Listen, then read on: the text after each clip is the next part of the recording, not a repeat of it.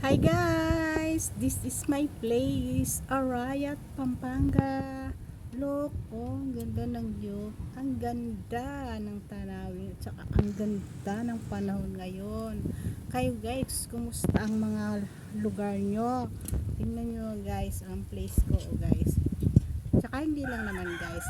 Meron din ako mga tips sa inyo guys. Kung gusto nyo lagi kayong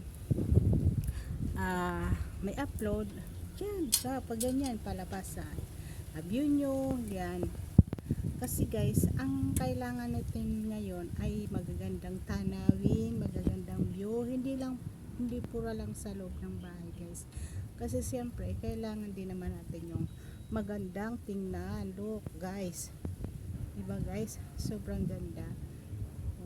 Mawawala yung stress nyo guys, mawawala yung mga bagot nyo sa buhay. Sa mga tips ko sa inyo guys, para hindi kayo nalulungkot guys, ay makinig lang kayo ng mga music ng mga kagaya ng Zumba, yung mga rock, cha-cha. Huwag kayong magpapatugtog ng mga malulungkot, kasi pag nagpatugtog kayo ng malulungkot guys, siyempre iisipin nyo yung problema, iisipin nyo yung stress, iisipin nyo lahat yung mga nakaraan yung na malulungkot, iisipin nyo lahat yung mga iniyakan nyo. Kaya guys, yung payo ko sa inyo guys, wag kayong magpapatugtog ng mga malulungkot, lalo na yung mga nagsusulputan ng mga kanta na nakakaiyak sobra. Hindi maganda yan guys. Wag yung pakikinggan yung mga ganyang tugtog guys, kasi ang kailangan natin ngayon ay malibang,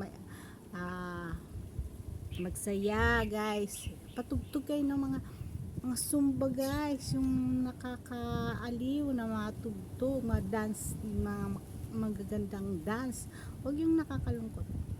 Yun lang ang ano ko sa inyo guys sa araw na ito, na maging masaya. Huwag natin isipin muna yung mga problema. May problema na hindi na araw-araw na yan, nandyan na sa utak natin yung problema na yan. Kaya guys, para malibang naman kayo, magpatugtog kayo ng mga magagandang music na mga Zumba guys, hindi mga lonely. Yun lang guys, kaya lang ako nag video para pakita yung tanawin namin guys. Ayan guys, dito lang yan guys sa Kakutug Arayat, Pampanga guys. Sa likod lang po ng high school yan guys at elementary.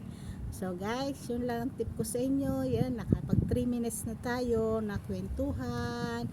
Yan, thank you very much. Babu, ingat tayong lahat.